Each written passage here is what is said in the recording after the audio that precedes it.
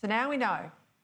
With her panicked visit to Mackay today, Queensland Premier Annastacia Palaszczuk has finally been exposed.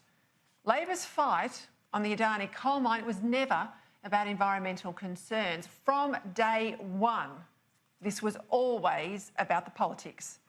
The Labor Party, the party of the worker, the so-called party of the miner, both at a state and federal level, put obstacle after obstacle in the mine's path, not because there were any particular environmental problems, but because there was a political problem in activist-ridden inner-city seats that demanded the mine never go ahead. Banking on a Victorian seat tsunami last Saturday night that never eventuated, Labor sold out Queensland workers to try and pick up Melbourne bankers. It was Toorak versus Townsville, Malvern versus Mackay. It was the black-throated finch versus a full-throated lie. And then came Saturday night's emphatic message from the people of Queensland. We want jobs, they said. We want vibrant communities where our kids can stay in the regions, where small businesses can survive. We want your respect.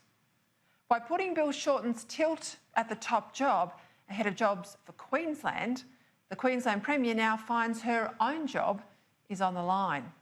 So with the desperation of a politician that knows she's in trouble and following some brutal internal discussions with her colleagues over the past couple of days, today Palaszczuk has raced to Mackay.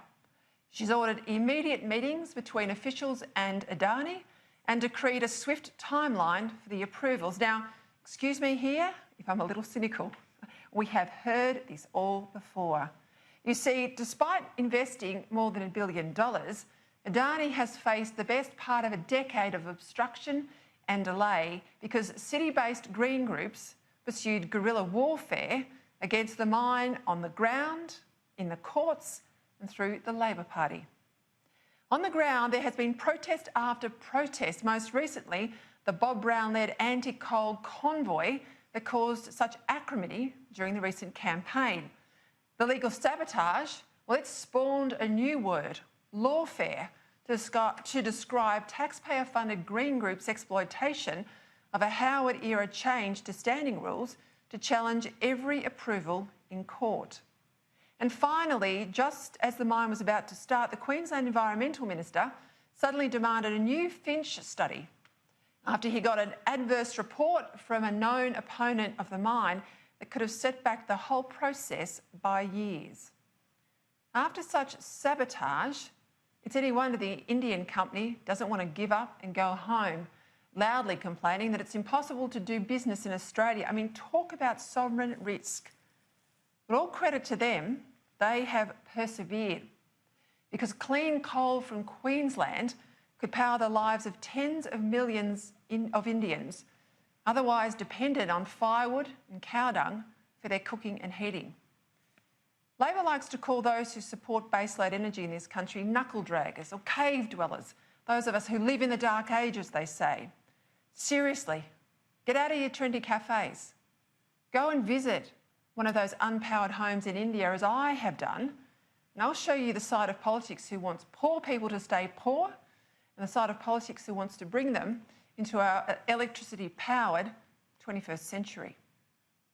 In its original form, the Adani mine would have meant 10,000 jobs and $20 billion of investment for Queensland. It's still thousands of jobs and billions of investment in an area with above-average unemployment. With Adani shipping our coal to India, global emissions would go down as well, because burning high-grade Australian coal is less emissions intensive than burning low-grade coal sourced elsewhere. Even so, until the quiet Australian roared last Saturday night, it was clear that Labor would never allow this mine to go ahead.